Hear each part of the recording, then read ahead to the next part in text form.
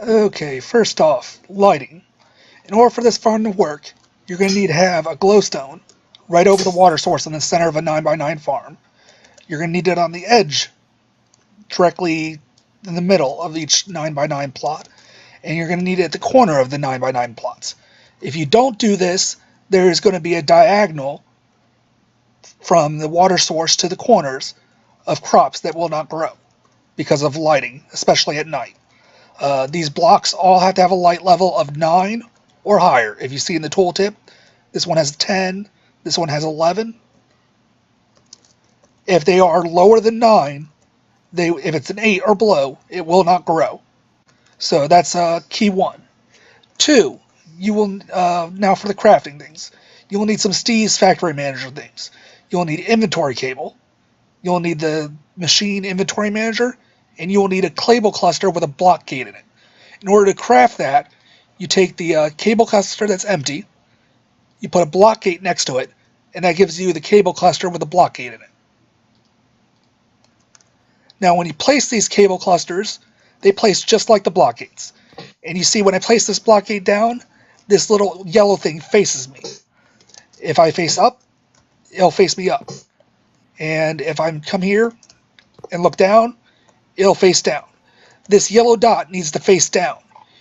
When you're using the cable clusters, you don't get that indicator, so you can't visually see which way it's pointing.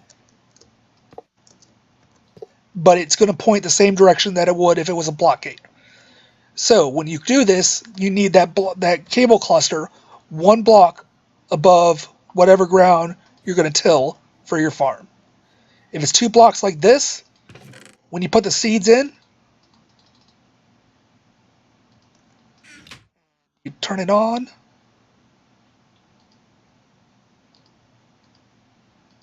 block it.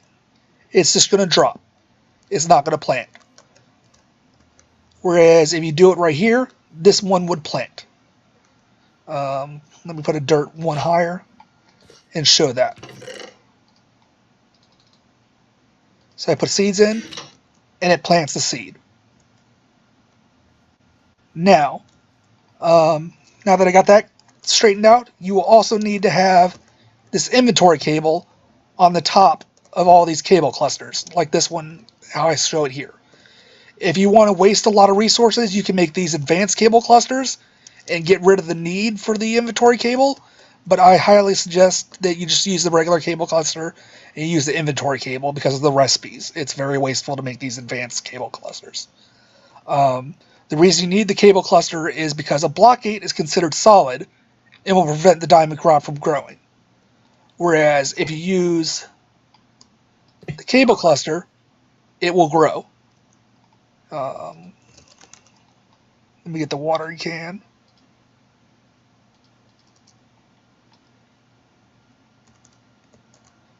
The cable cluster is considered transparent, so I'll let it grow. So now that I talked about placement, let me go through the programming. You'll need 1 inventory manager, and say you have this 9x9 plot, you take this inventory cable, put that there, and start doing another 9x9 plot over here. So this would be the next 9x9 plot.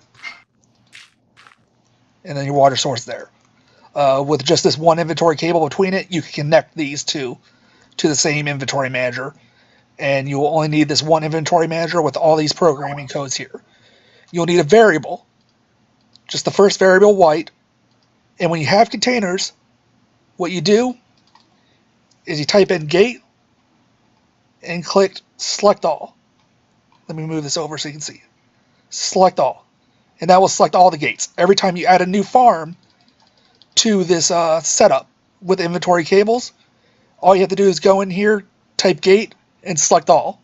And it will add whatever block gates that you've added to the farm in farm blocks. The second variable is just a iterator, so it's just the next orange variable. And then for the programming code, you just need a trigger. You go to for each. It's programmed white, yellow, which is default.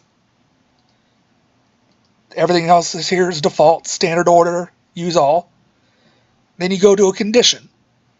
The condition is going to select the variable orange, which is your iterator, target down, and it's going to look for a diamond seed.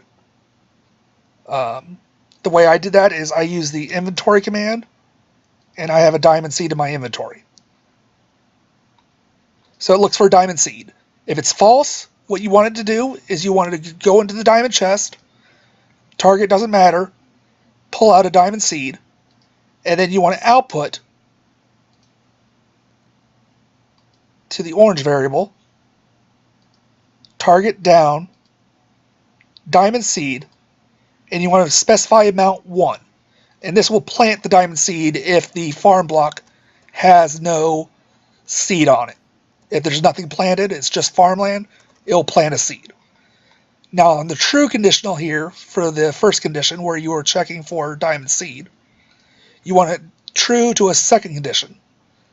And this condition looks at the orange variable, target down, and this one looks for diamond essence. I did the same inventory sort to find that one. And you don't have to do anything besides that. If it's true, you want to inventory on the orange variable, target down, blacklist. You want to output to a diamond chest, target doesn't matter, blacklist. And then you want to input from the diamond chest, target doesn't matter, you want to select the diamond seed. And you want to output to the variable, orange, target down, diamond seed, specify amount 1. So what this does is it first, for every gate, every block that you have it programmed here, it will check to see if there's a seed planted. If it's not, they will plant it. If there is, it will check to see if it's fully grown. And it does that by saying if you break it and it gives you diamond essence, that means it's fully grown. If it is, actually go ahead and break it with this first input and output. And then you want to take a seed from the chest that it broke from and put in the chest and plant it back. And so let's hook this up. And you can see it's harvesting, it's growing.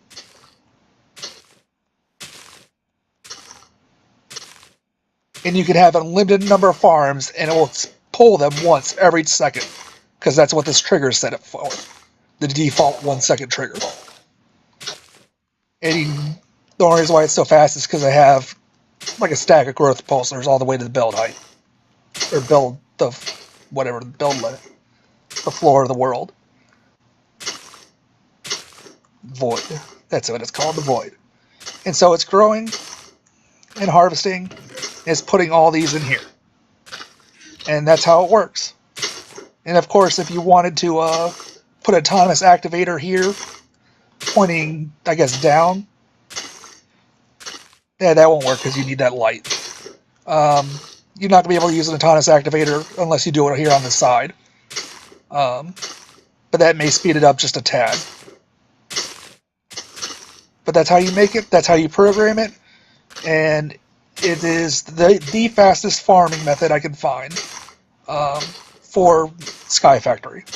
So hope that helps you, hope you make it, and if you have any questions, feel free to ask.